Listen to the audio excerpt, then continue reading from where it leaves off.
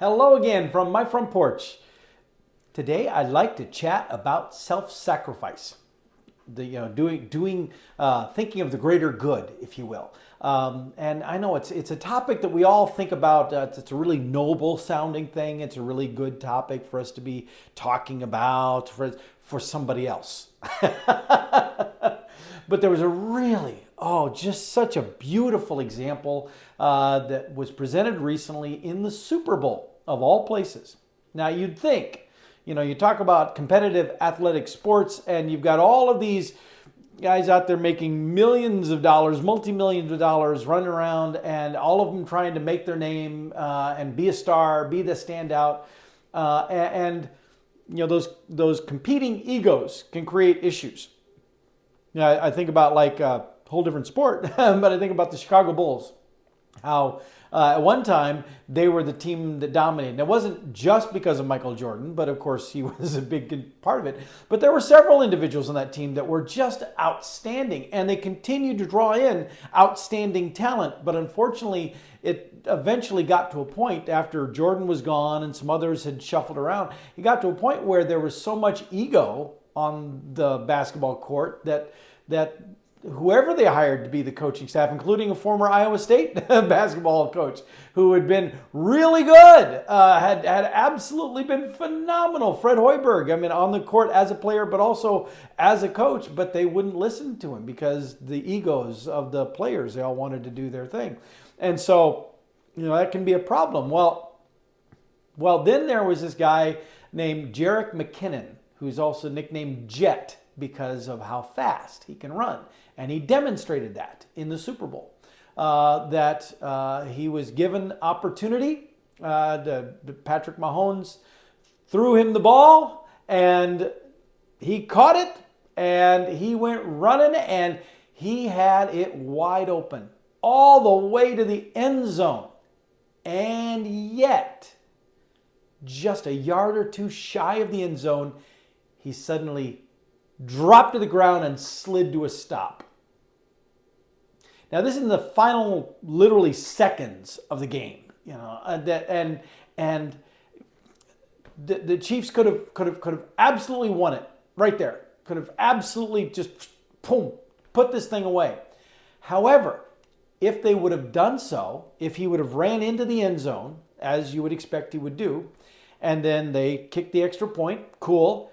There theoretically would have been enough time still on the clock for the Eagles to have a decent chance of responding, for them to be able to put together one or two really fantastic miracle plays, and boom, that at the very least they tie and the game goes into overtime.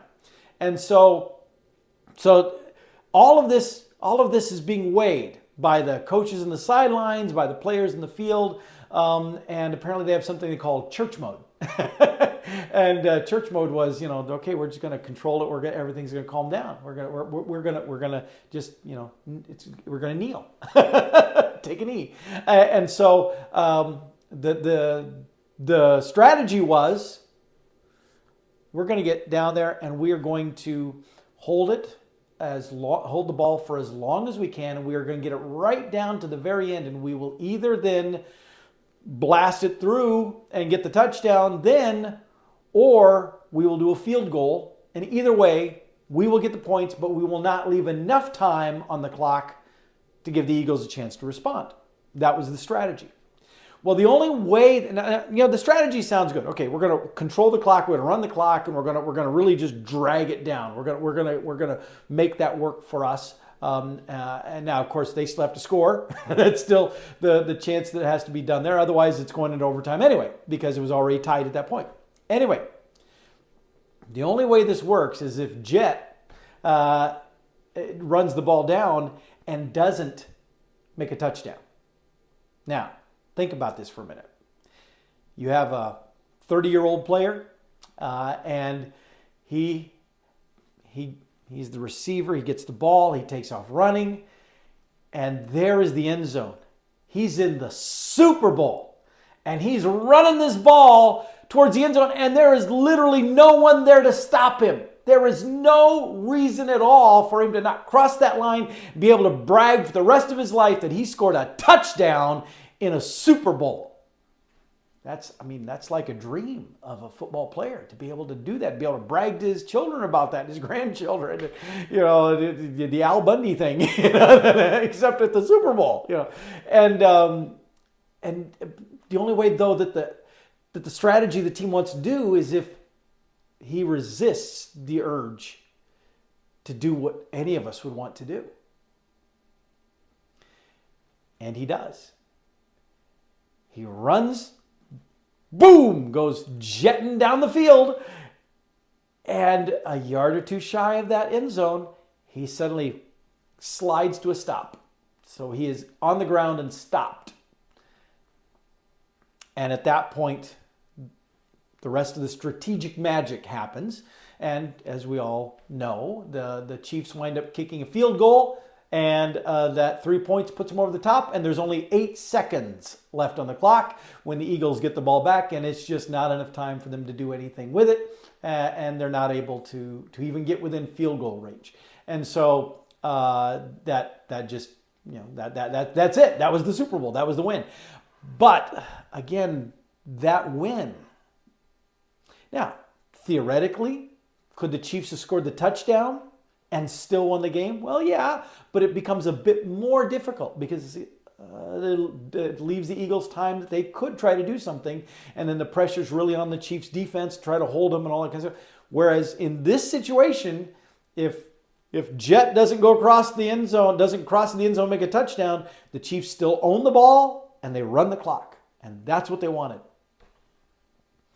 So against his own personal drive for his own stardom, his own accolades, his own opportunity to brag that he scored a touchdown, McKinnon stops a yard or two shy of the end zone. Why? Because that's what was best for his team. Because he was more interested at that moment in making sure his team didn't just get rings for being in the Super Bowl. He wanted the ones that said they won the Super Bowl. He was more interested in the win. And the win had to be with his entire team, not just what he wanted personally. It had to be a team effort. Everybody had to play their part, even if in his case, it was a little bit of a self-sacrifice. But he did so, and he did so beautifully. And in every interview I've seen with him since then, he has no second thoughts, no qualms about it. But again, the guy's 30 years old, I think. I read somewhere he's 30 years old.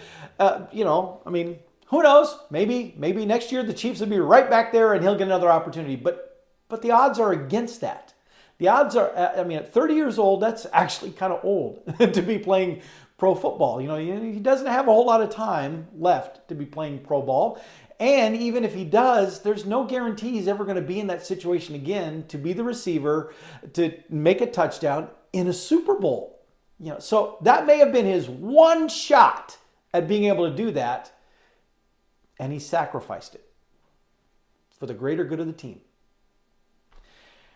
Now, I don't know about you, but I get little tingles when I think about that story, because the level of commitment, an understanding of him knowing this is why I'm here. I am not here for me specifically. I'm here because I'm part of this unit, part of this group, part of this team, and we are trying to achieve this goal. Jet, you are a superstar in my book. I know Patrick Mahomes is the MVP, and I don't argue with that. He's got that. But as far as I'm concerned, Jet McKinnon, you made the game. You stand out, and you stand on the shoulders, above the shoulders of almost everyone else who goes out playing ball that thinks about themselves. You did the right thing. I kind of wish you could give lessons to LeBron James. Not to go too far down that rabbit hole, but there's a lot of talk about how LeBron James, greatest basketball player ever, because look at all these numbers. And yet all of the numbers are personal numbers.